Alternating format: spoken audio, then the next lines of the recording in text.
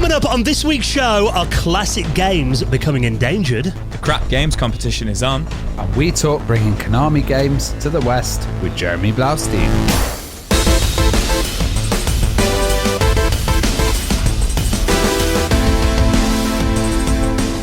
And the Retro Hour podcast is brought to you each and every Friday with our wonderful mates at Bitmap Books. Now, one of their books, absolutely worth checking out and getting a reprint very soon, is A Guide to Japanese Role-Playing Games. Their biggest book to date, weighing in at over 650 pages. We'll tell you more about that in just a bit, but you can check out that and the rest of their retro gaming collection at bitmapbooks.com.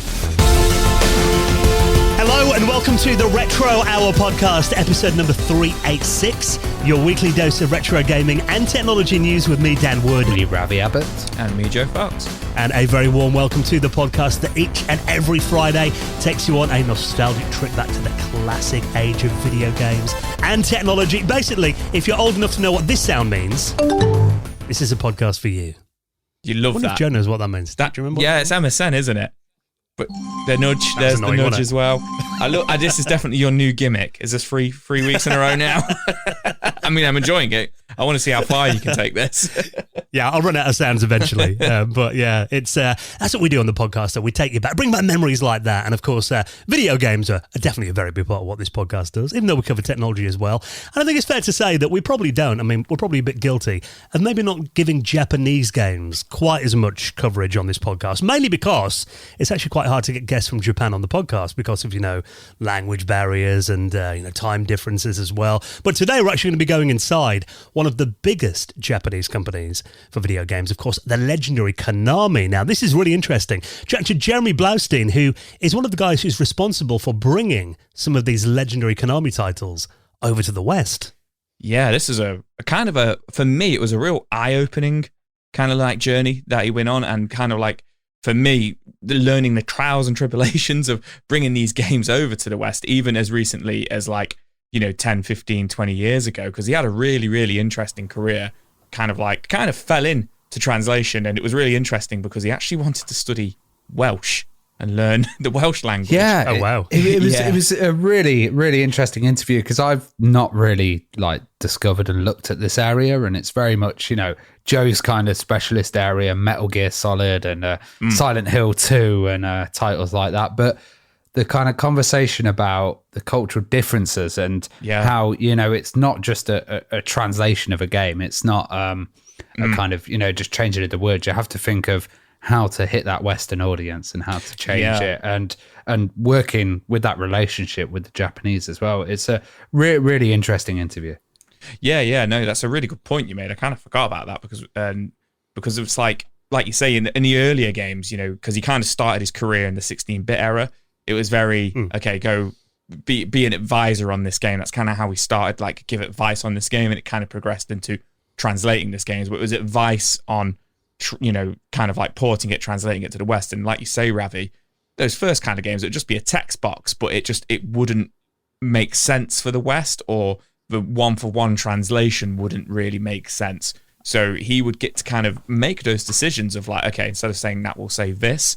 And it's kind of wild to see that wasn't that. He described the word for it in the interview. QA control, quality assurance, but for regional dialect assurance, I think he called it. It didn't exist when he started. And it's like you say, it's really eye-opening to see who kind of made those decisions and stuff. And all the way kind of into the PlayStation era, it was still kind of happening because of he did the translation for Castlevania Symphony of the Night, which is quite an infamous translation.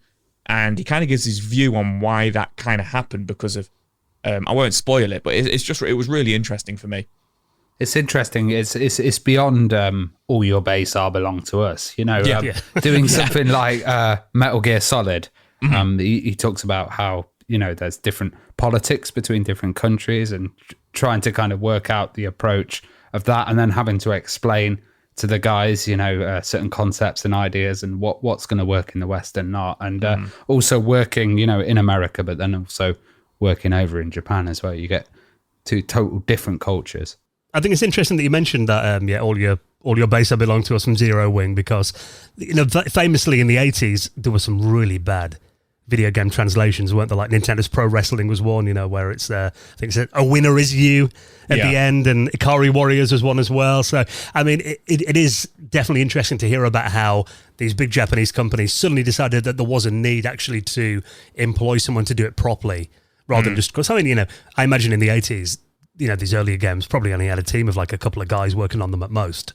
So by the time they grew to the level of Castlevania Symphony of the Night, that was like, mid-90s?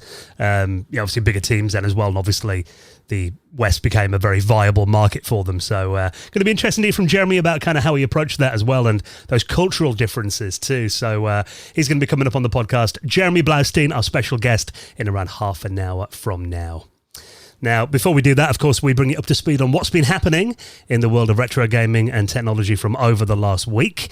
And lots of big news stories to get our teeth stuck into this week. And this one is quite a shocking headline when you read it, that apparently a new study's revealed that 87% of classic games are already on the critically endangered list. So these are basically games that are at risk of going missing forever.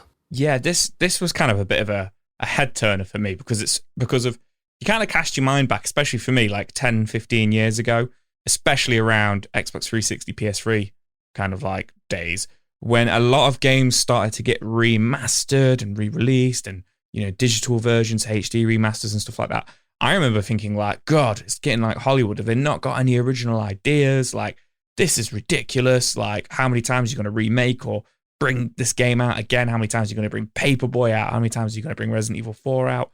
But now reading this, but only 13% of American games at least are actually available still on the market in like some sort of digital or updated form. It's actually quite sad. I think you're right to mention America as well, because this is just a study. It's just an American study, isn't it? Yeah. And I think it's interesting because there's game preservation, and there's also copyright, and there's also stuff that's held within the companies. Yeah. So as you're saying, this is stuff that's available to actually get. So it's kind of like, have the companies decided to release some of these? Have they gone through their old history? There could be tons out there, and it's interesting because there's these huge, archives of games and stuff being put up, and then there's also private collections, and it's the question, are you breaking copyright law?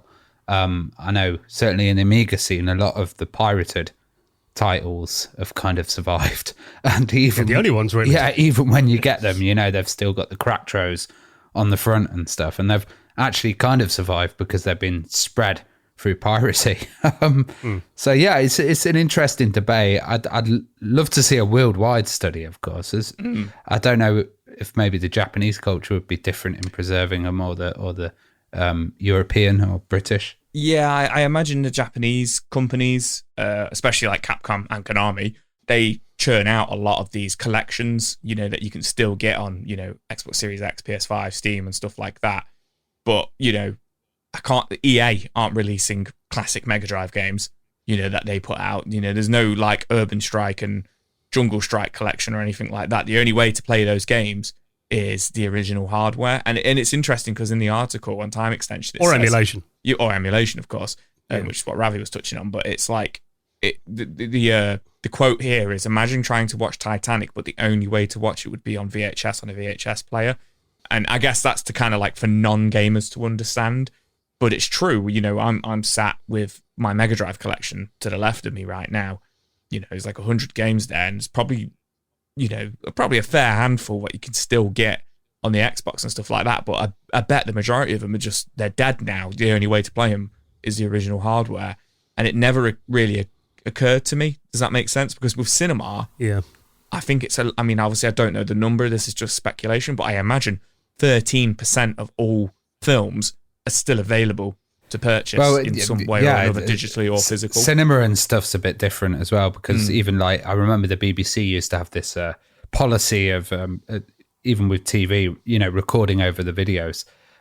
So that's why those episodes of Doctor Who went missing. Yeah. So they're like Doctor Who and Dad's Army and stuff was all kind of found random places. And it was the same with a lot of films as well. Film actually degrades as well. So I guess the life of the media is another thing. But the way this report is talking, it's talking about stuff that's on sale or that's available.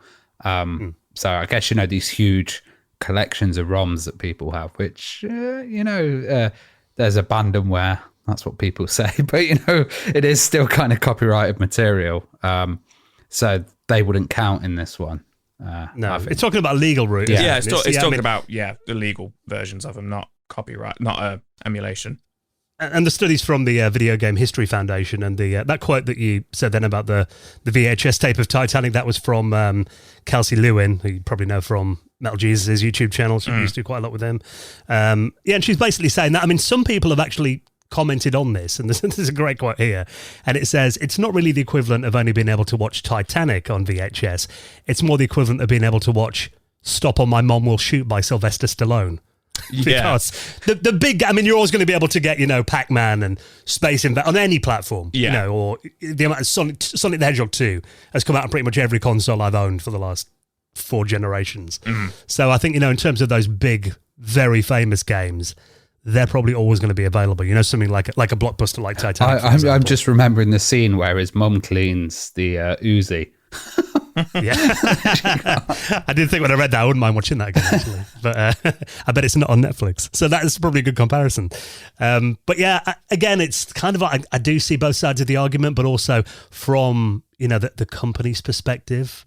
If I want to buy a copy of Iridium 2 or Z-Wolf, some of my favorite Amiga games back then, you've got to think from their perspective, is it worth them putting that time and effort into upgrading them to run on modern hardware or re-releasing them? And a lot of them have got kind of rights issues, it's different companies have bought our other companies, and there's licenses that only last a certain amount of time.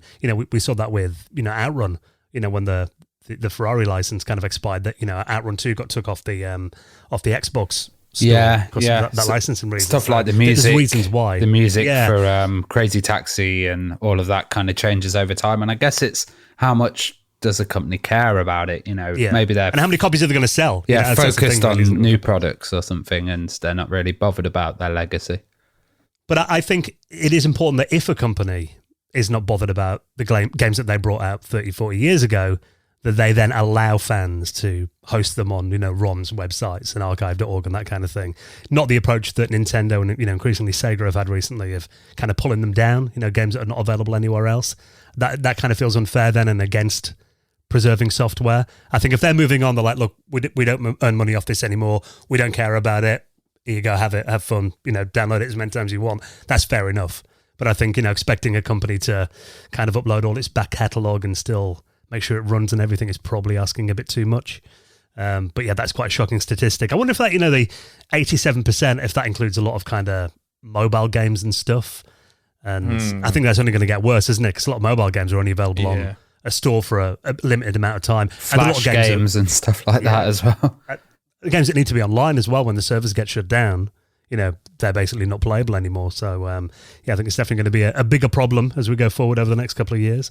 So if you're going to check out that study, quite an interesting read, I'll put that in our show notes at theretrohour.com, or just check your podcast app. Now, this one is quite timely, Ravi, because when I was at your Amiga show that you put on in Nottingham a couple of weeks ago, I was chatting to our mate Steve from Retro Passion, because my Amiga 1200 has been behaving really weirdly over the last couple of weeks. So I can leave it on for 24 hours, have a demo running on it, it'll play flawlessly, no problem at all. Then I'll turn it off, leave it a couple of days, turn it back on, then it'll hang every 5 minutes, which is really bizarre. And I've had it recapped, I've got a new accelerator in there and everything. I had an ATX PC power supply running it. What, like kind of ATX converted to the Amiga power supply? Yeah, like a PC power supply, yeah. So I've had that running it, which, should have been powerful enough, but I've had that about 12, 13 years. And I think, with a lot of kind of modern PC stuff, they're not really designed to last that long. So I was chatting to Steve and he said, well, it's probably the power supply. It's the only thing we could think of. So he actually loaned me one of his power supplies to test it out. It works, actually. My machine's been solid for about a week now, so I've paid him for that. But actually, that was the source of my problem, it seemed, the power supply. Now, the thing is, there are companies like Steve, that are making new power supplies for the Amiga, but it is quite a limited market. And I think having really efficient modern power supplies for our retro hardware, that is something that's really important, because really that is probably one of the biggest points of failure, isn't it? I mean, I don't use many original power supplies now. The Commodore 64 was the first one I replaced, because if you've got the original power supply from the C64, they're so badly made. Oh, all of those Commodore no power supplies were badly made. Yeah. I think literally, I think they just like blasted it with glue. And, epoxy. Yeah. And I remember having some that, you'd accidentally kick and then you'd reset your machine. And they're very heavy and they're huge as well. So I'm glad you've kind of looked into the world of new power supplies. One that I've been using on the Amiga is the Duo power supply, which is really tiny in form factor, and it supplies 2 Amigas off one little power supply, which is really cool. That's one good thing as well. I mean, I've got the same on my Mega Drive. I've got one plug that powers the Mega CD, 32X, and the Mega Drive itself, whereas, back in the day, you needed 3 power supplies for that. Same with my Jaguar. I've got one that does the CD and the Jaguar itself. So I think, that is definitely one technology that since the 80s and 90s, power supplies have come on a long way. So it's always nice to read about new products that are available, including a USB-C power supply that's coming out for the Amiga soon. Yeah, this looks absolutely amazing. It's so small. It just looks fantastic. It clips into the back. It's USB-C. Now, I've been doing power for my Amiga laptop as well, and I know that I kind of have a battery management unit in there when I'm powering it off the lithium batteries. And they're saying here it's got monitoring and protection, which is quite important, because you've got like lots of Amigas have different add-ons. They have a kind of different devices that are all kind of draining power in different ways. And it is a bit of a power hungry beast as well. But being able to use USB-C is great, because it's got like a small form factor. I don't know about you guys, but all of my stuff is USB-C at the moment. Apart from my bloody iPhone, because Apple haven't changed yet. Yeah, well, I think they're going to have to, actually. I think there's been a court ruling about that. But EU law, I think. But this just makes it convenient. It makes it really small. These things, you could fit them in your pocket. It doesn't look like it's going to be heavy at all. It's got. Can you remember those power bricks on the Amiga back in the day? You could do bloody bench presses. The Goliath one, which was blooming huge. Yeah, but this also enables MagSafe as well. So when it's the magnetic like on Macs. USB-C. Yeah, so if you walk past the Amiga and you kind of hit the cable, the magnet will disconnect. And it means, you're not ripping anything out of walls and stuff. I really like this idea. I think it's really small and compact. I'd love to see what the price is and when it comes out. And, I DJ with the Amigas, and even having that dual power supply is great, but 2 little USB-C things, oh my God. And I also had a little thought about it. Those battery packs that you can get. I can run my MacBook off a battery pack through USB-C. So maybe this would be a solution to kind of running an Amiga in battery pack. That'd be good for your Amiga laptop. Yeah. Yeah, definitely. And I didn't realize it was so small. So really, I'm looking at the diagrams of it on their website, which is retrousbpower.com. It is really just like a chunky USB stick, isn't it? Yeah, essentially. And it's got the switch on the back, and then you just put it in, and that's going to leave so much room and, just desk space for me personally. So I had it with my Commodore 64, probably about 10 years ago. I accidentally knocked the original power supply, when I was using that, off the table. And there was no protection at all in those. So literally it fried the RAM on my machine when it hit the ground. A power surge right through it, fried it. Looked like I got it repaired. And now I'm using, more modern power solution on that. So I think it is often one thing that we overlook, isn't it? We all want to get, the best display cables, and we'll buy, remakes of controllers and new mice. But I think the power supply is really one of the most important aspects of your machine, isn't it? And keeping it healthy. Yeah, and I kind of like that it's not a weird standard. Like, it's something that's been implemented everywhere. So, like, if you had these for other devices, say the Spectrum or the C64, you'd be able to use your cables that you're already using with other stuff. I think that's really important as well. Yeah, so this is going to be available for the Amiga 500, 600, and 1200, and is expected in Q3 of 2023. So not long to wait now. So you want to read more about that, hopefully. Like you said, it looks quite a simplistic device. I'm hoping the price on it is not too much. Hopefully not too many components in there. So could be a nice little treat for your Amiga to keep it running for many more years. It's called the PowerShark, so I'll link that in our show notes as well. Now, this is very cool. A previous guest that we had on the podcast, and someone who's behind one of my all-time favourite games. You guys know that I'm a massive fan of Prince of Persia. You know, I still remember playing that when I was, about 12 years old, going to my auntie's house with my mum. I'd been a bit bored, and then a little wander around the house. Went up in the attic, and my auntie's husband, or my uncle, I guess he would have been. He had like an old DOS machine. I thought you were going to say he had a Prince of Persia costume and I dressed up and started jumping on the walls. He wasn't that cool. But he was in a band, so he'd always be out at night playing bars and stuff around Manchester. So I wandered up into his studio and I saw like an old DOS PC. So I thought, I'll turn this on. Did a little dir/W, so it was on the hard disk. Saw a game called Prince. I thought, I wonder what that is. Played it. Got absolutely hooked on Prince of Persia that night. I was sat there for about 3 hours playing it. Then got it on my Amiga afterwards, and still one of my all-time favourite games. And of course, before Prince of Persia, Prince of Persia was obviously praised for its, that rotoscoping, the animation of the main character. Kind of. Then, early motion capture tracing over Super 8 visuals with pencils. But it worked, and it created that, the kind of flow and realism of the characters. That really fluid animation. And then other games like, Flashback obviously used that technique afterwards as well. But before Prince of Persia, there was a game in 1984 called Karateka or Karateka. I've always had different pronunciations of that. I think we had Jordan on the podcast and he said Karateka. I'm pretty sure that's how he pronounced it. But that game was kind of the prototype of that Prince of Persia kind of animation, the rotoscoping effect. And he made that on his Apple II when he was just a teenager. And he actually kept a lot of the stuff from back then, because I think he based it on his brother doing karate. And I think his dad kind of posed in a gi and, used him for some of the characters as well in the game. And he released a book that he was nice enough to send me a copy of a couple of years ago. So it's a really interesting read and great to see kind of how much from the game and the development he kept after all these years. So now to celebrate that, because obviously next year, 1984, Karateka is going to be 40 years old. So it's very cool to see this news. It just got announced yesterday at the time of recording this. There's going to be basically a playable kind of documentary celebration of Karateka that's coming out on modern platforms very soon. Now, this is by Digital Eclipse. Now, they were the team that were behind the Atari 50 compilation that came out last year. I don't know if you guys have played that. I've got it on the PS5. No, I've not played that. Yeah, it's so well done. It is literally like, there's all sorts in there, artwork from the games, documentation, some of the original development notes and diagrams, and then you can play the game as well. So by the looks of this, they're going to be giving it, basically they want to do a deluxe remastered version, but then also they're going to be doing all this extra stuff as well. That basically means it is a documentary of the history of the game and the development of it that you can actually play alongside the game on your console. I like that idea that they've packaged in 4 versions and they've also got a remaster in there. But then you've got the whole background and the kind of documentary and the, talking about how the music was created and scored as well, and how it was very much a kind of family development. It looks really nice, this does.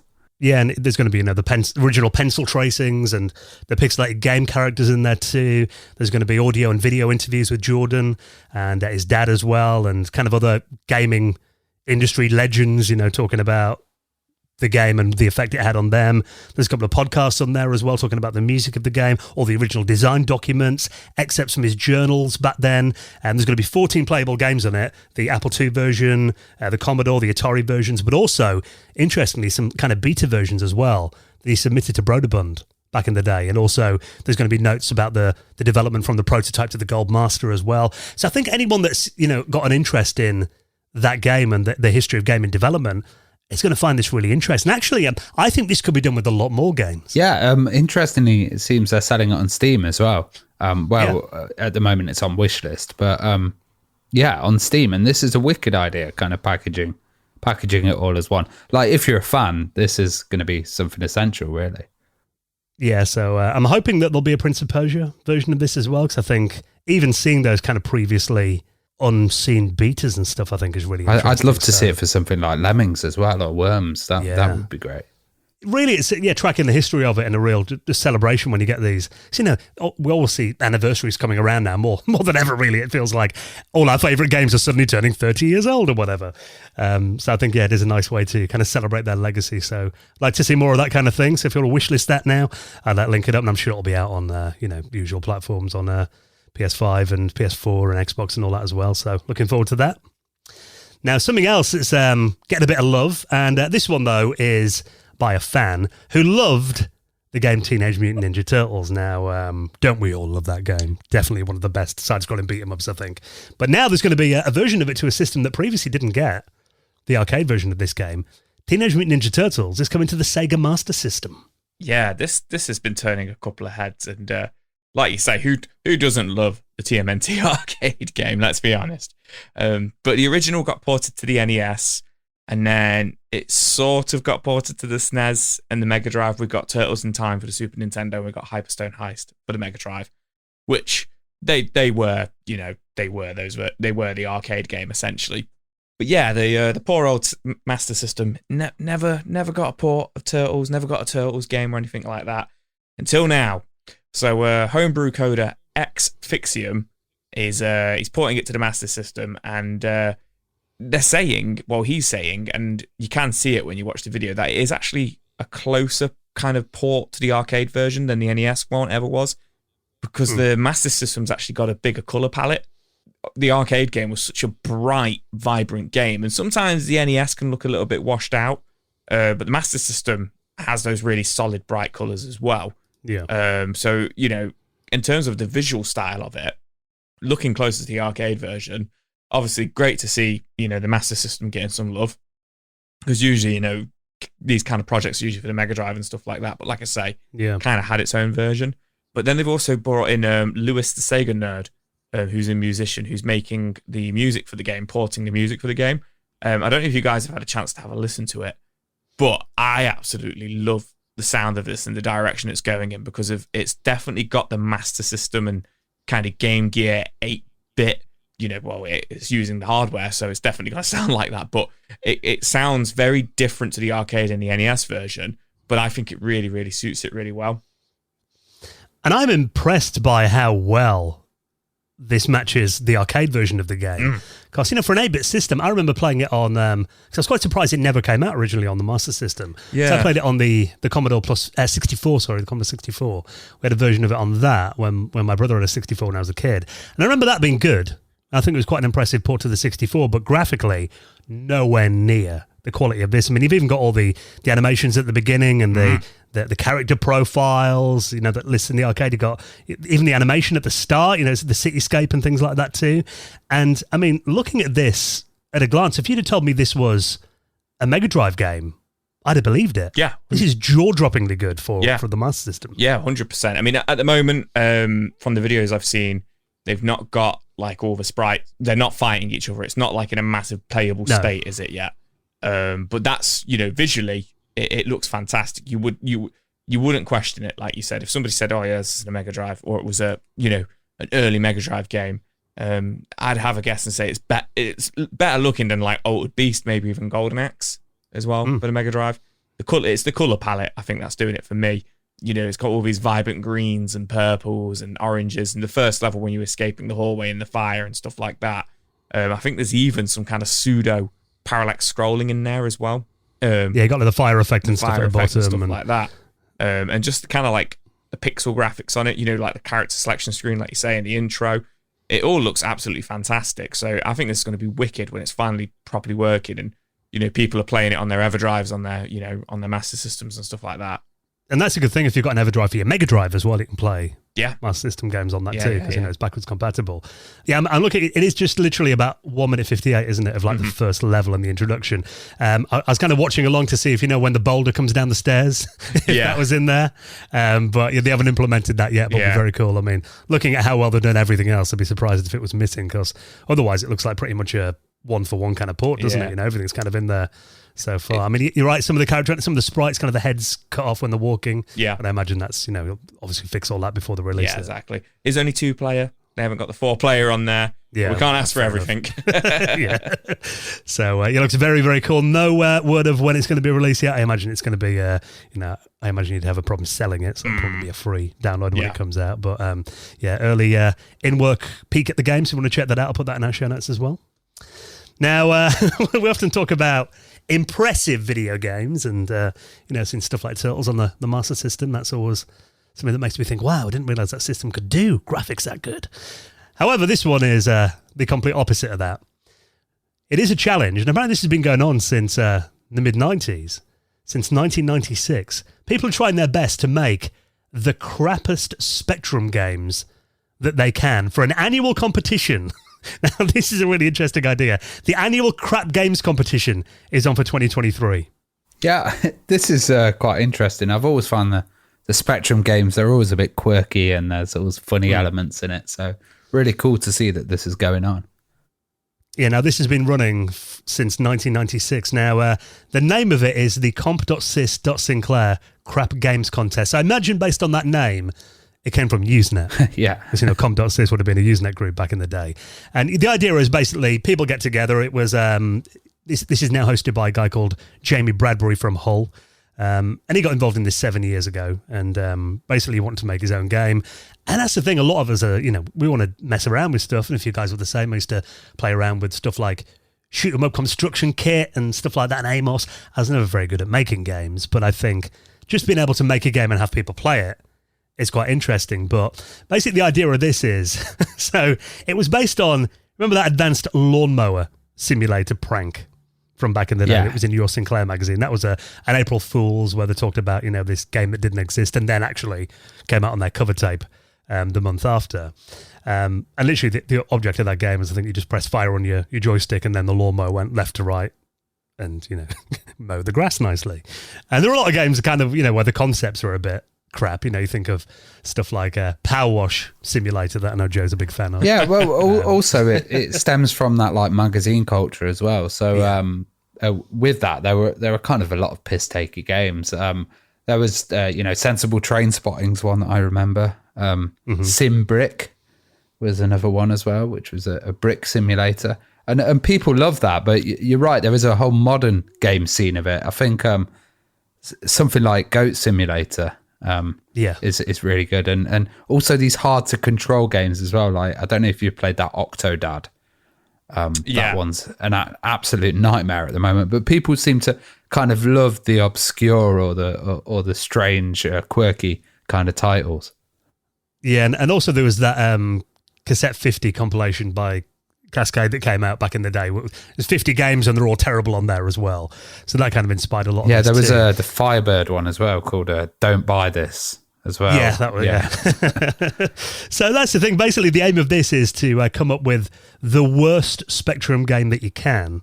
And interestingly, you've really got to try to make this bad because the person who makes the best game then loses the competition and has to host it next year. So really, it is quite an effort to make sure that your game is terrible. And there's actually in this article on The Guardian that's covered this, they kind of talk about some of the entries in the past. There's one called Pear Shaped that was a maze game. We had to just collect as many pairs as possible. There was a crap football with a digitized Des Lynam character in there as well. There's also some ideas that just flat out can't work. Stuff like SimCity the Text Adventure or Blind Flight Simulator. There's another one as well. And there's a European Sandwich Hunt and Whack-A-Nun 2 are other games in this series. So this is open right now.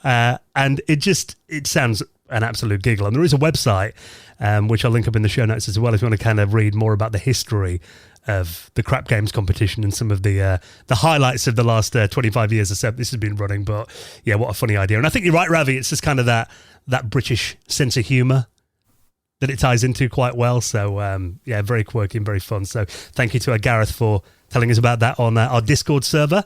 And just a reminder, actually, that we are on Discord. We're chatting away most of the week in there. And we have a little channel in there as well that is dedicated to news stories. So if you spot any things, around the interwebs over the week and you think, actually, that would be good for the guys to talk about, please feel free to hop onto our Discord and post it in the channel. And hopefully we'll talk about it on a future episode.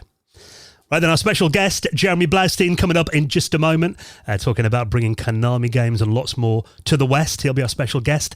Before we do that, let's give a massive thank you to our longest-running sponsor of the Retro Hour podcast, and that is our wonderful mates at Bitmap Books. Now, I was hanging out with your dad, Ravi. Oh, God. I'm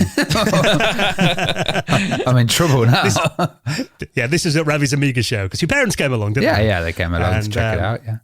And Bitmap Books had a stand there, and your dad was fawning all over the quality of the books. He couldn't believe how good they were. I was kind of stood there with him, explaining kind of what they were and stuff as well. He was really impressed. And I think that's the thing. I mean, I've got a big collection of Bitmap books, and whenever like friends and family come over, if there's one on the coffee table, it will always be something that people pick up.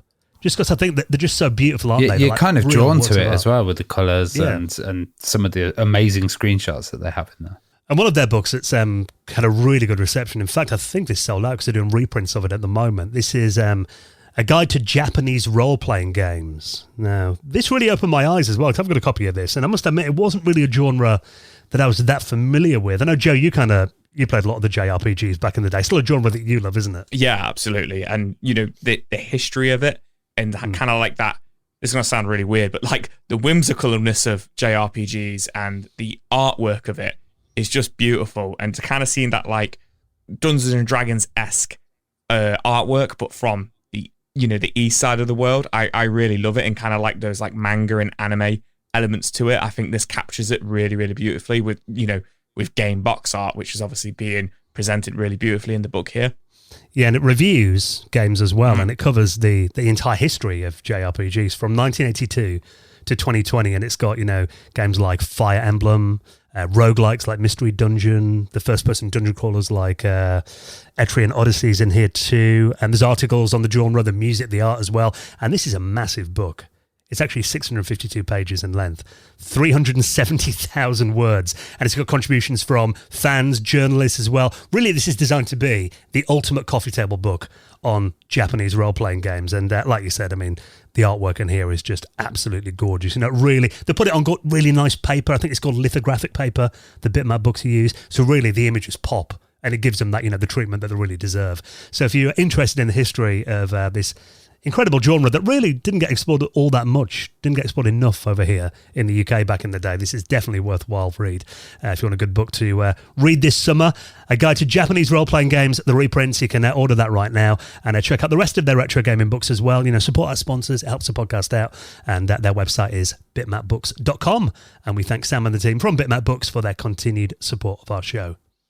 Now, speaking of supporting the podcast, little reminder that we do have a Patreon as well, which you might think, supporting the guys on Patreon, that's fair enough, helps them keep the lights on and stuff. But we're not just take. We give back a hell of a lot, I think, don't we, guys? We do. We are actually just about to record our, is it a 36th episode of the After Hours? Straight after this, where we're going to be doing our top 5 overrated games. Controversial. A bit controversial, that one. I might get told off for a few of I've got a feeling after some of mine, there might be a few patrons cancelling after it. Hopefully not. Don't get any ideas. We've banned Rise of the Robots. We have banned Rise of the Robots. Absolutely banned Rise of the Robots. But yeah, no, we do try to give back as well. We give an ad-free episode. We also put a few extra news articles in, usually 2 or 3 every single week for our Patreons. Sometimes the episode comes out a couple of days early. And of course, my favourite part, every Patreon is welcome to our hangout, which we do usually the last weekend of every month, where we all just get together on a hangout, on Google Hangout, and we just chat like, I was going to say absolute shit, really. We just chat about everything, don't we?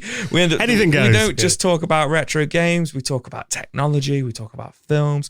We talk about adverts. We talk about absolutely everything, because we've all become friends on there, and everybody is welcome. It's not like the Slaughtered Lamb. You come on and we go, oh, who's that joining? Everybody is welcome. You can come on. You can just watch. You can come on. You can show your games collection off. You can come on camera. You can come on and, not come on camera, but still join in. Everybody is absolutely welcome. And we do that for about 2 hours, usually on a Sunday evening. We've been trying a few Fridays for some, people across the world and stuff like that. But yeah, everybody's welcome to that who signs up as a patron. I absolutely love it. Yeah, so if you want to join our wonderful patrons community, all the details are signed up right now. And a very good time to do it if you want to get that access to all the back catalogue of the After Hours podcast for your gold member or above, and the newest episode. And get invited to the hangout that's coming up in 2 weeks. All the details are at theretrohour.com. Right, then next, our special guest talking about bringing Konami games to the West with this week's guest, Jeremy Blaustein. He's next on the Retro Hour podcast.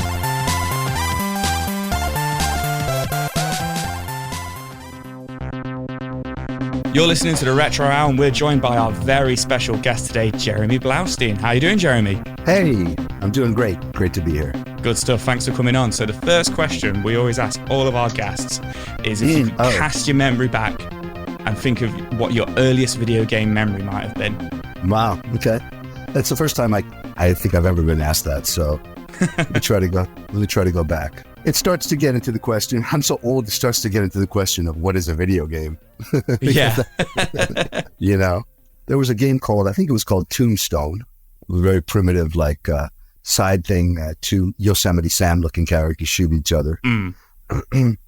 Drop dead. There was a game called Death Race, like 2000, I think.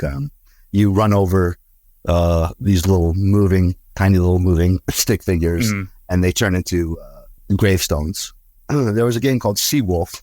I remember where you look through a periscope and you shoot up a torpedo, just goes straight up. Incredibly slow moving. Yeah.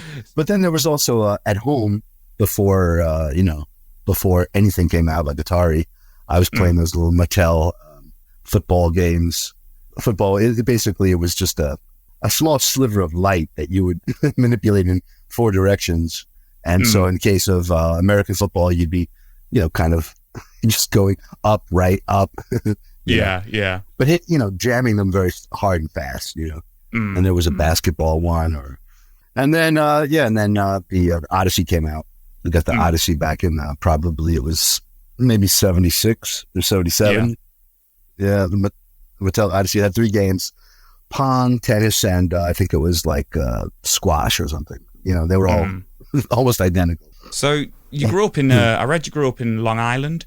Was there much of a gaming scene around this point? Did the arcades kind of start to blow up? Were you a big fan of them? Yeah, I was a big fan of them. And they did blow up then in the 70s. And, when I first started going, there were older teenagers that'd be playing the games. And it was always a little intimidating. It was a mixture of pinball and arcade games. And then, certain things like Space Invaders started coming out. And let's see, how old was I when Space Invaders came out? Maybe 12, something like that. I'm not really sure, 12, 13. Well, you also studied Japanese at university. I tried to learn Japanese once. It's really tough. Like, what made you decide to want to study the language? Oh, well, it was actually, it's kind of embarrassing to admit the reason for doing it. It wasn't, most of the people that were studying Japanese then, it was because of business, much like Chinese to now. Japan was really economically strong. But no, actually my first choice at the university was Welsh. Oh, wow. Okay. Yeah, and my motivation was simply that I wanted to speak the most unusual, difficult, weird language because I thought it would be, at least, I think I left high school feeling very much like kind of cookie cutter-ish education and, university seemed like an opportunity to get something strange in there that I knew would at least set me into an interesting direction.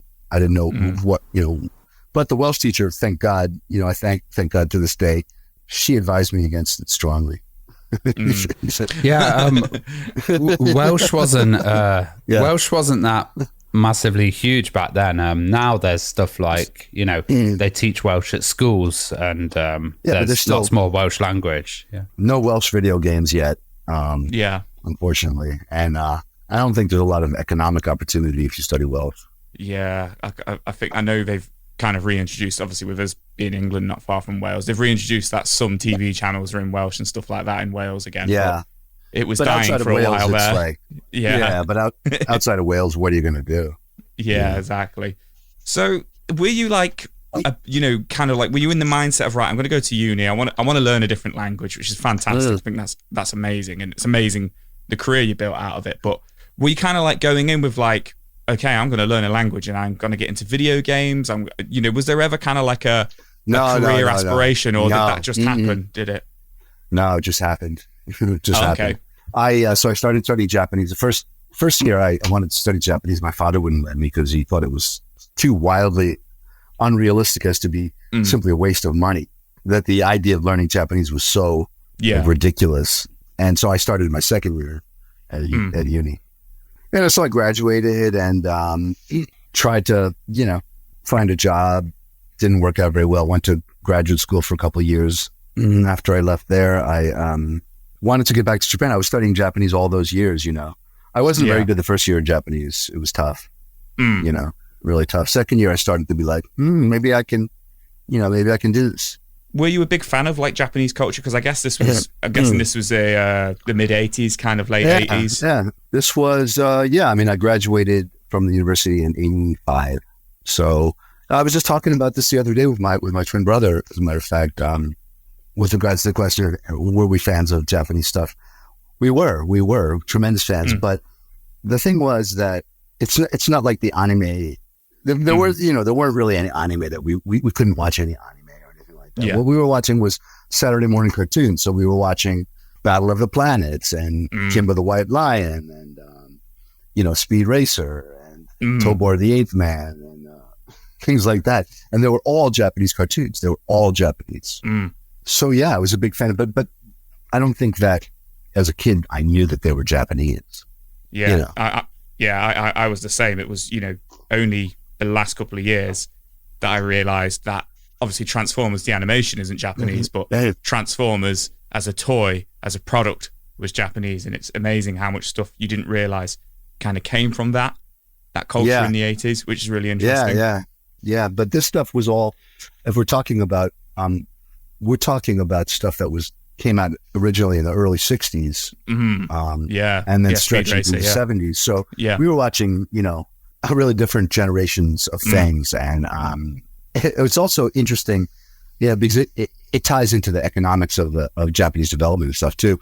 Animation was expensive to have done in America, you know, and so Japan after the war, you know, it was very low cost of labor. You know, it would be like getting your animation done in, you know, Vietnam or Indonesia or something now, you know.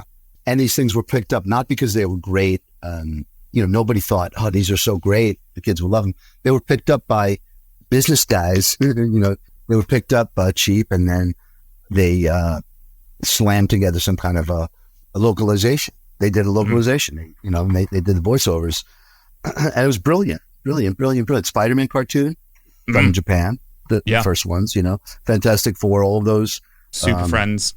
Yeah, particularly because I was thinking that I'm really in the same career as those guys, if you think about it, you know. So let's get on to the video games. So, you know, how did that come about? So you know, looking at your Moby Games, looking at your Wikipedia and stuff like that, and it's saying, you know, you started at Jellicoe and then moved to Konami.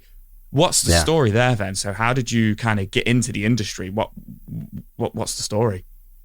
Yeah, I think that Jellicoe had a branch office in Chicago, and I was living in the Chicago suburbs. And there might have been a job, you know, job wanted. There might have been a job wanted ad that I replied to. I can't unimaginably primitive times. I mean, trying to get a job back then. I mean, you're talking about when I was trying to get a job back then, it'd be like you have to go, you print your resume, and you literally bring your resume to different places, or you're looking at the yellow pages. You'd go to the library and get great big stacks of yellow pages, you know. And so anyway, I interviewed, and I just was a lover of video games. And the boss of the place was this guy named Howie Rosenstein. And he was the guy, he did the sound effects on Qbert. I was wondering what you were doing then. Like what were you doing at the company? They gave me the position title of associate producer, but that just meant, you know, do whatever. My job duties were essentially, you know, the way it worked is that the games, there was R&D in Japan, you know, and they would make games, but, you know, the American audience and the European audience, they were really an afterthought. You know, these guys were making, you know, 16-bit pixel, you know, art games, and they would let us know, okay, for the next fiscal year, in the first half of the next fiscal year, we've got, you know, this thing, which is it's a monkey running around in an adventure, you know, and it's called this, and, you know, and we've got this, and of course we've got Bases Loaded 3, and we've shot, you know, Shatterhand, you know, they didn't call it Shatterhand. They would give us these things with these weird Japanese titles and say, what do you think? Which ones do you want to pick up? Which ones do you think you can sell in America? You know, and subsequently you can make some requests for changes, graphical changes. And so we would have meetings. We'd talk about like, what is this weird, okay, so what is that thing? It's a monkey, with a crown on its head, holding a scepter. And so we wound up making, it was the very famous Chinese, what is that? It's appeared in so many games, this Chinese tale with the Monkey King. Yeah, it's what. Yeah, I know which one you mean. It's what the Dragon Ball Z and all that's like loosely based on, isn't it? Yeah. So if I recall correctly, and this is a great sign of the times. This is a great story. So we would get this game, and it was, I can't remember what it was called in Japanese, but Siren or something.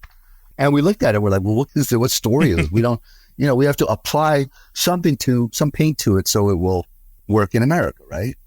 Work in the West.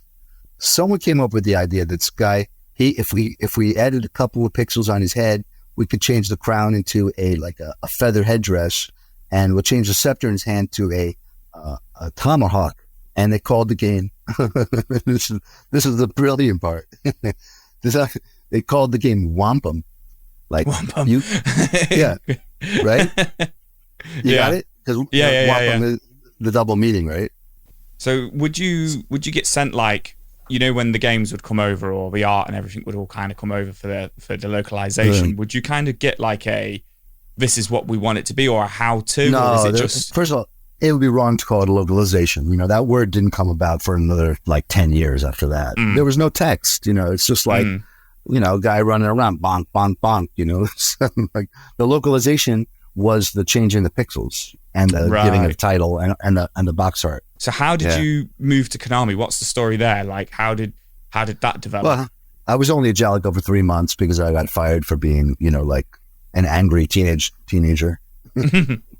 I got mad at my boss one time. And he fired me on the spot. So, so it was just like, well, okay, how am I going to get back to Japan? I got to get back to Japan. I got to get out of here. I got to get back to Japan. And so, I don't know, maybe a year later or something, I got a gig teaching English in Japan. Anything was fine as long as I got back. So I taught English for a year. And then they didn't pick up my contract because half the students loved me, half of them hated me. Right. Half of them loved that I was passionate. The other half were afraid of me because I'd be like, and I spoke too much Japanese too. They didn't like that. So then I rushed, like desperate. What am I going to do? By that time, my twin brother had been working at Konami in Chicago. Okay. Yeah. And so he spoke to a Japanese person that was there at the time. And I got an interview at Konami in Tokyo. And, I tearfully told him how much I loved Konami games, and Castlevania and such. I played it, And, so they took me in. And what was the interview process like there, if you remember? Yeah, I do remember. It was like a classic. It was like you go into a glass office room with a guy at a table, and couple different people would come in and talk to you. And I remember the Bucho, my eventual boss, came in. He was the last guy to interview me. And yeah, he was the one. I guess I moved him by my story of how much I loved video games. Yeah. I don't know. I was lucky. I was just super lucky. I mean, no ifs, ands, and buts about that. What was the difference like then working for a Japanese company? Yeah, great question. I'll tell you, I didn't get into the right division. I wanted to make video games, but I got hired by the international business division. And what they were doing was they were doing the Japanese side of what I described before, which was we would send the games to America and Europe and say, what do you think? Which ones can you sell? What kind of, only now I was in Japan. But besides that, I was wearing a suit, and it was not in the same building as R&D. It was, it was on a floor with, accounting and sales and the legal department. The president of the company was on the floor, and it was very buttoned down. In the mornings we would do exercises, and there would be an announcement. And so I didn't feel very close to the production of the games at first. And I was also doing like shipping. I was doing shipping numbers and stuff like that, really businessy stuff. And then, but the thing I was the only foreign employee there.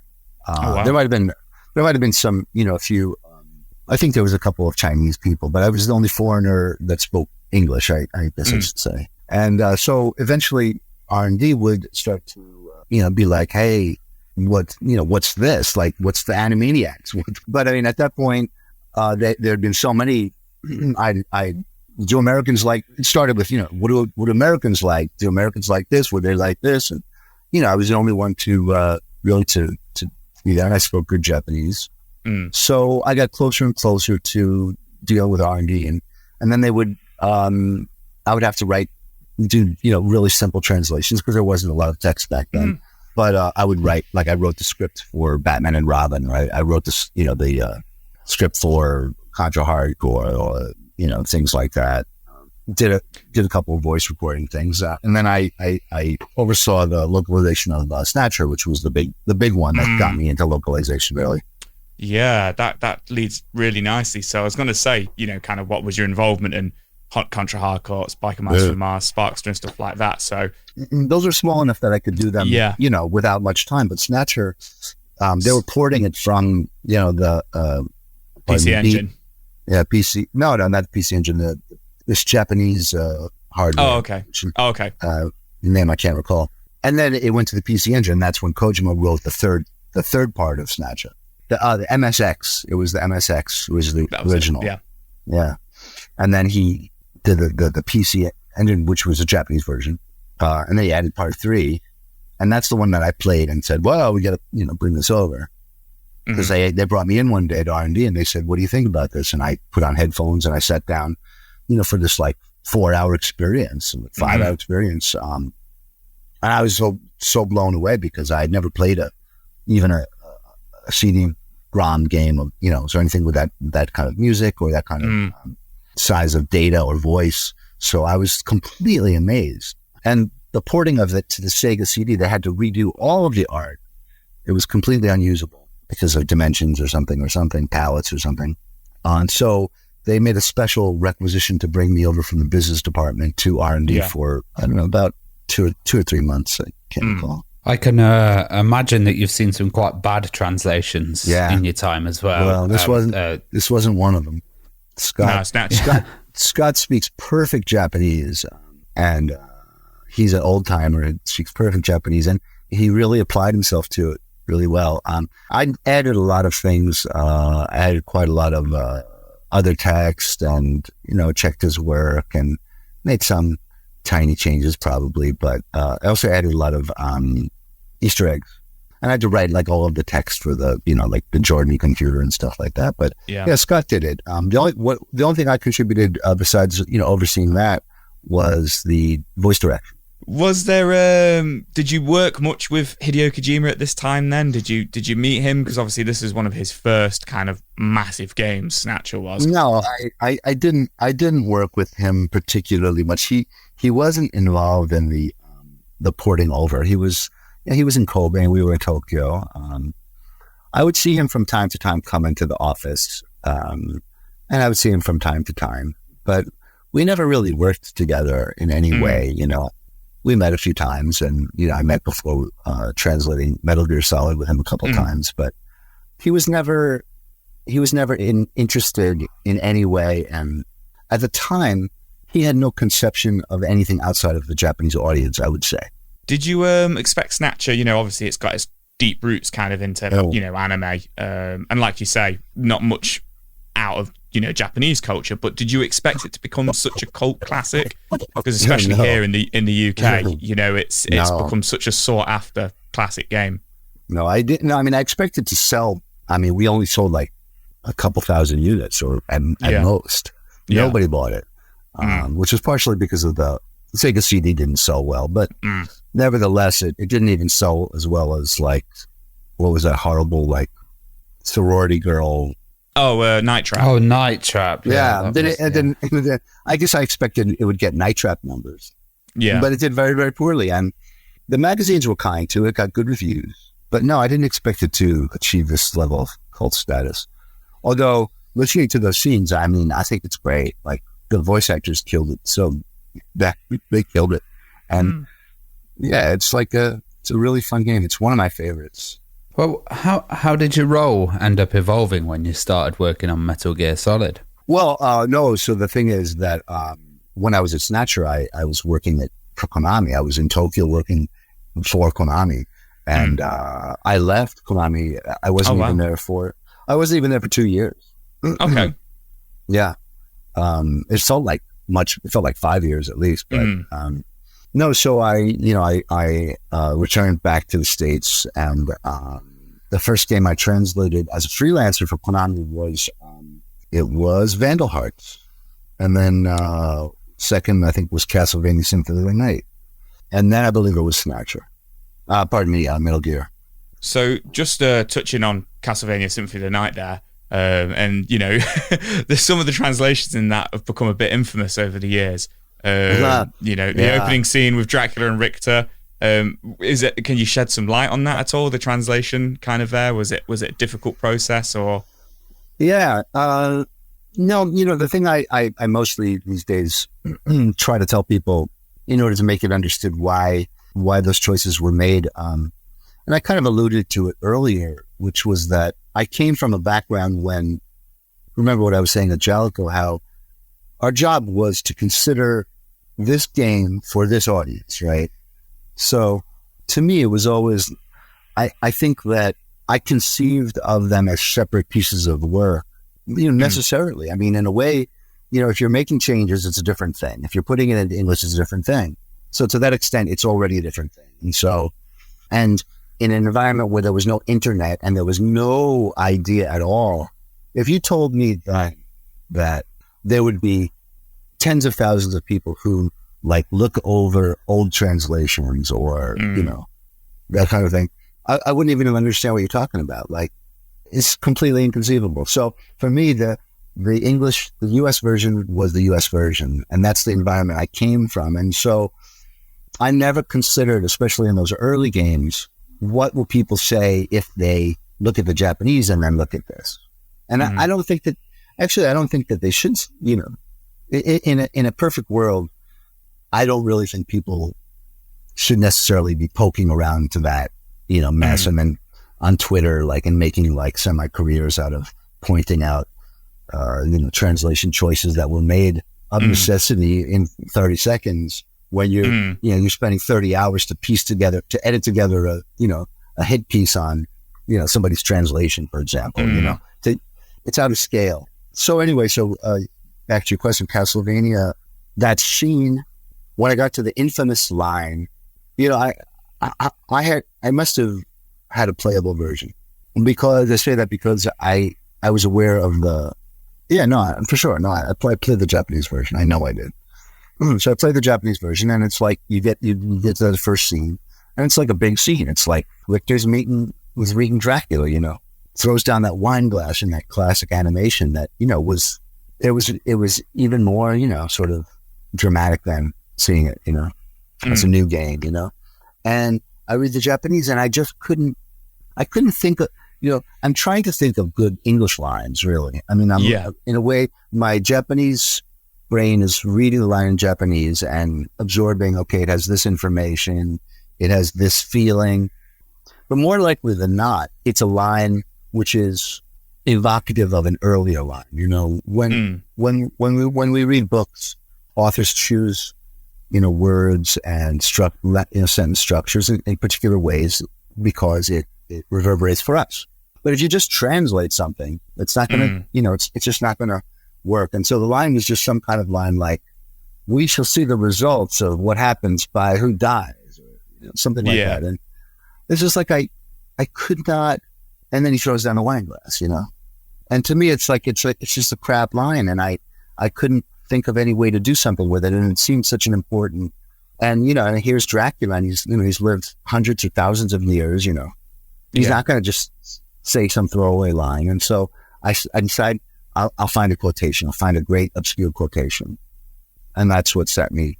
And I think I did a search for in a quotation book that had humanity or man or something, I looked up, because I was trying to find something deep, and I stumbled on that line. Yeah.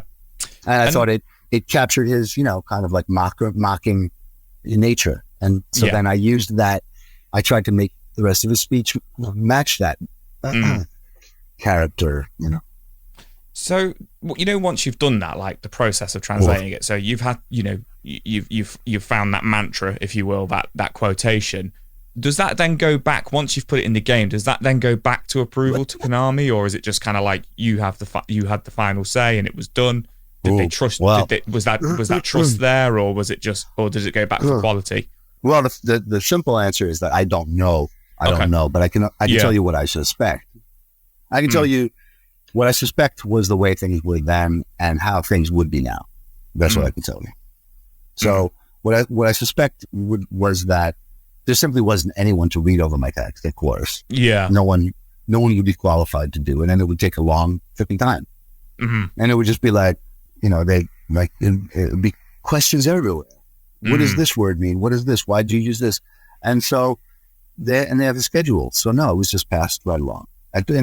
In those times, there was no LQA, which is linguistic quality assurance. Okay, but now it would be checked over many, many, many times in the cycle of my company, Dragon Day, for example, a game localization company located here in Osaka. Thank you very much for the opportunity.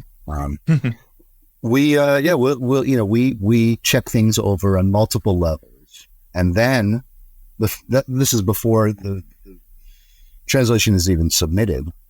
And then after it's submitted, there's a process of LQA and QA, where game players play it with the text implemented into it. If there are bugs or strangeness, it goes back to us. We smooth it out. Sometimes when things are, I'll leave that for a different time. But yeah, that's generally what would have happened now. And so, more likely than not, it just depends on the client. Some clients have people that understand that the text needs to be punched up, and some people don't understand it at all. And they actually will say to you, can you, make this more like the Japanese? And we're like, okay, yeah, we'll make your text worse. You want? Well, I was wondering, like in Metal Gear Solid as well, how did you approach like the huge range of subjects? So they had, nuclear technology, it was hard. International relations, all of that. It was hard. I did a lot of research. I like to do research. I like that process a lot. So, but yeah, Kojima-san, that's what he does. He does huge amounts of research in different fields. And as you know, he has characters speak on those subjects for long periods of time. You have to kind of backtrack. It's difficult to follow in the heels of someone's research because, you don't know exactly which strange trails that they went down.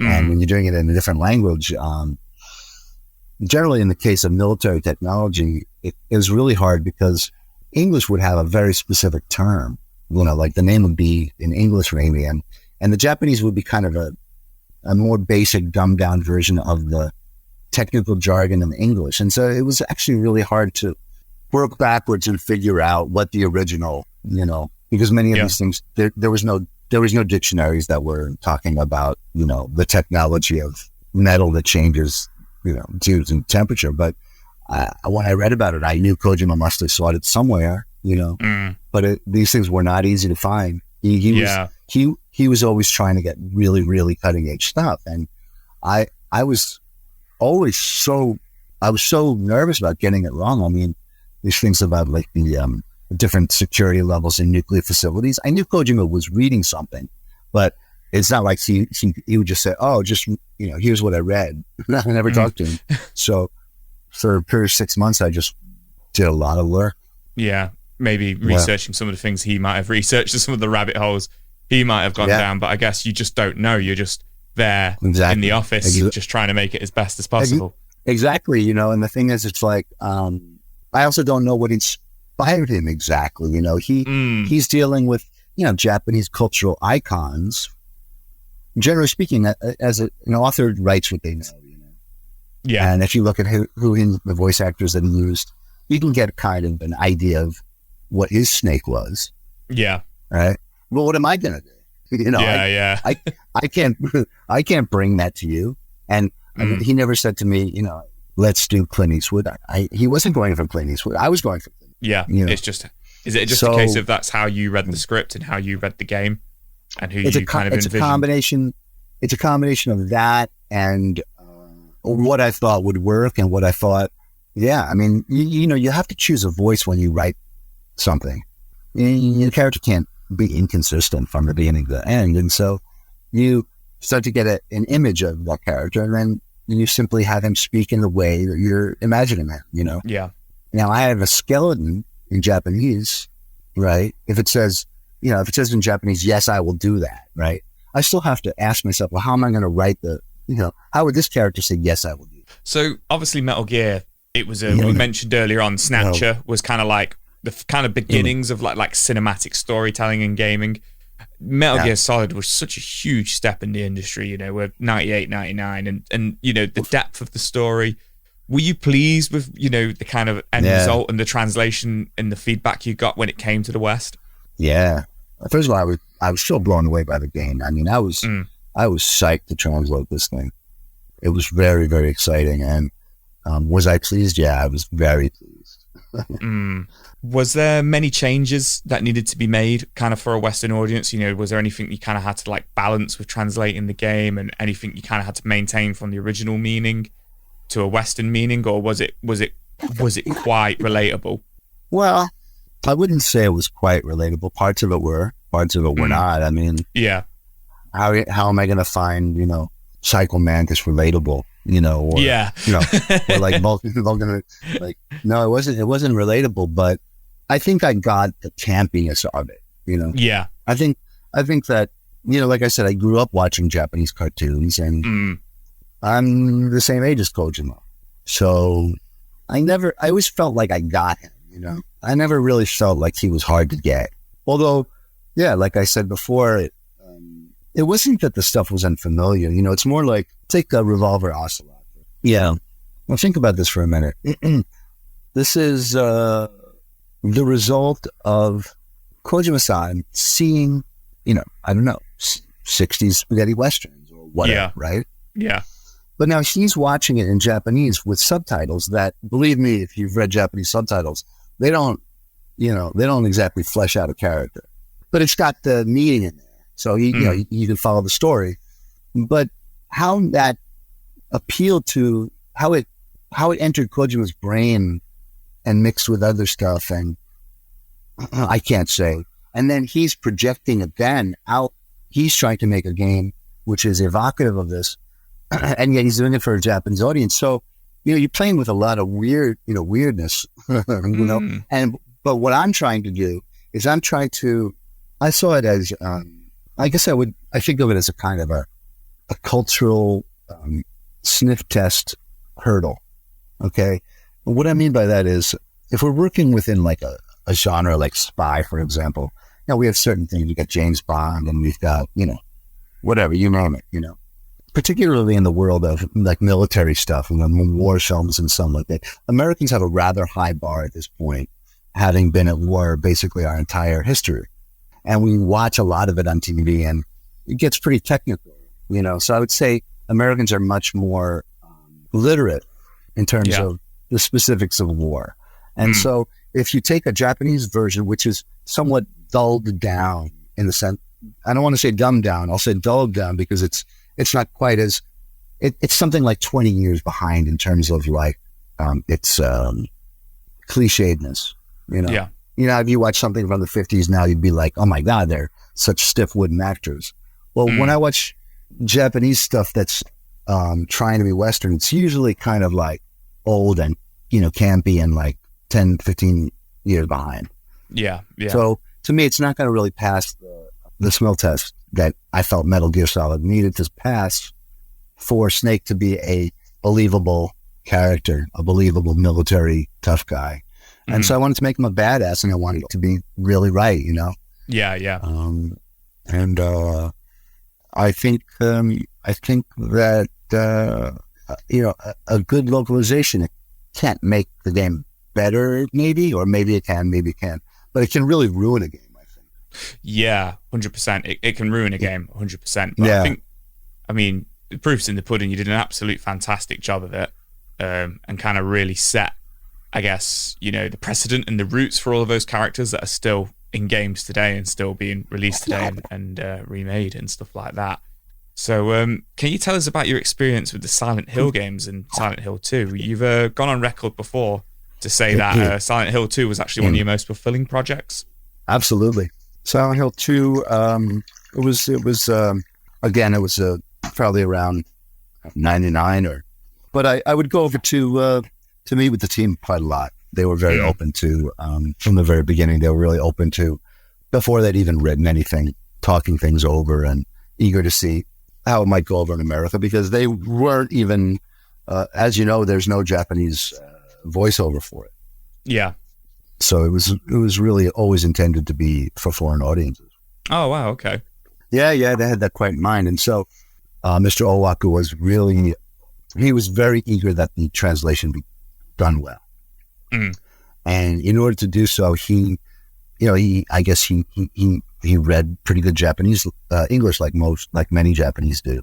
Couldn't speak it, but he could read it very well. And so I would translate the stuff, and he read over everything I did. And he would ask questions, and I would ask him questions, why is James, doing this here, or why does Mary feel this way, or doing it? And we would talk quite a lot. Sometimes he would say, why do you write it this way? Could you do it more like this? And sometimes I'd say, well, the Japanese is like, we would never say that in this situation. And he would say, what would you say? And he would rewrite the Japanese, if I made a good argument. So we had a lot of great back and forth. And in the end, we had like a complete movie-like script that was great. That must have been really important, because there's quite a lot of complex and quite dark ideas in Silent Hill. Yeah, and that's why they were also, I think, very intelligent to keep me on board. And I arranged the auditions and the actors to come to the auditions, and together, maybe 4 Japanese guys plus me watched the auditions. I would run the actors through different scenes, and then we talked about which actors we liked, and then and then of course we did the motion capture. And while we did the motion capture, we videotaped it, because I had already done a few voiceover jobs, and I was concerned about, normally when you do a game, at best what you can do is you can watch on the monitor the characters talking, and you kind of talk. It's called overdubbing. Yeah. Actually, it's called automatic dialogue replacement, but ADR. But the thing is, when we did the motion capture, we've got all these guys running, moving around, and they're doing these scenes. But I knew that we couldn't mic them up, obviously, in that environment, and so we would have to do the voiceover later. But I wanted the voiceover to be as seamlessly matching with the movements as possible. And so the idea we came up with was, I think it was my idea actually, was to videotape us during the motion capture, so that then in the recording booth we would show them the videotape of the motion capture, them speaking the lines, so they would just listen in one ear and then redo the lines the same way that they did it. So, because in the moment when you're acting, it's very different than when you're. So you mentioned now, obviously, at this point, there's the ADR rooms, and with late 90s, early 2000s, you've got motion capture, recording it and everything like that. How's the process of game translation kind of changed over the years, and especially with the newer technologies and the advent of the internet and stuff like that? Well, it's an entire industry now. It's a giant industry. At the time, the word localization didn't exist. So we were just, well, now, you're multi-million-dollar industry companies which only do game localization, But for all that, very little has changed in a lot of ways. The technology that you speak of, and these are computer-assisted translation tools that they store glossaries, and they remind you, last time this was translated this way, and so they're very useful for those types of things. On the other hand, we're in a climate where things are very different in terms of, at least the most vocal fans appear to be asking for a different kind of translation. I personally, think that translators do an amazing job. They're completely dedicated to, I think, they get a bad rap. Sometimes this talk of localizers and translators. I hate localizers, but I love translators. It's nonsense. It's nonsense. What people simply don't understand if they only speak one language is that you cannot write, you can't translate something and not change it. You are changing it. You know, people might poo-poo that and say, well, I just want to know what it says. But do you really? Do you really want your characters to? The place that I am going to go is to the adventure room where I will seek a treasure. Is that really what you want your characters to speak like? I don't think so. And then they're going to say, oh, no, now you're just making the, ridiculous. But, the point is these are artistic and judgments that need to be made in order to satisfy a lot of different hats. You've got to satisfy the meaning. You've got to satisfy the tone. You might have to make a joke. You might have to keep it a riddle. You might have to make, fan service or, there's a joke that's in Japanese that doesn't work. So you actually have to make reference. A million different things, but what it never is, or almost never is a translator simply, puffed up with pride trying to get their own message across. That's a bunch of bull, because if there is anyone doing that, they certainly don't work for me, and I haven't seen them. Because if you want to become a professional in the industry, obviously you have to do good work. It's a very competitive industry. A lot of people have become translators in the recent years, and now there's translators from Japanese to German and translates Japanese to Turkish, and those things didn't exist before, and it's because of video games. Well, before you finish, can we talk about Dragon Baby as well? You're the president of that company? Sure, yeah, I'd appreciate that. I founded Dragon Baby. It was right when Corona started, actually. Okay. It was in March of 2020. And since then, my co-founder, Sam Burton, has joined on, and we've got a very healthy and growing localization company going here in Osaka, Japan. We go from pretty much all language pairs, of which there are about 13 or 14 that they're doing into games these days. We like to do very creative, interesting games. If you look us up, maybe you can find a few of those. I don't want to go into too many examples, but yeah, it's I've always been a game localizer. Since '91 I was doing this, and before that I was watching localized Japanese cartoons. So yeah, I'm very happy to be where I am now, and there's a whole new generation of translators of all these great Japanese creative works, and not just Japanese. My company also goes from Chinese into different languages, or Korean or German, or any language pairs. We've got creative people that love games that are working on it. So it's a great time for the industry. That indie games have made it such that it's just such an open environment for creative people to be making games, and for them to be reaching audiences digitally in ways that were completely impossible back when I was doing stuff in the industry. Wow, that's absolutely brilliant. And you know what? Very, very insightful, especially for me, and hopefully very insightful for our audience. Bit of a pioneer when it kind of comes to localization and translating there, and really, really eye-opening. So, a fantastic interview. Thank you so much, Jeremy. Thank you so much.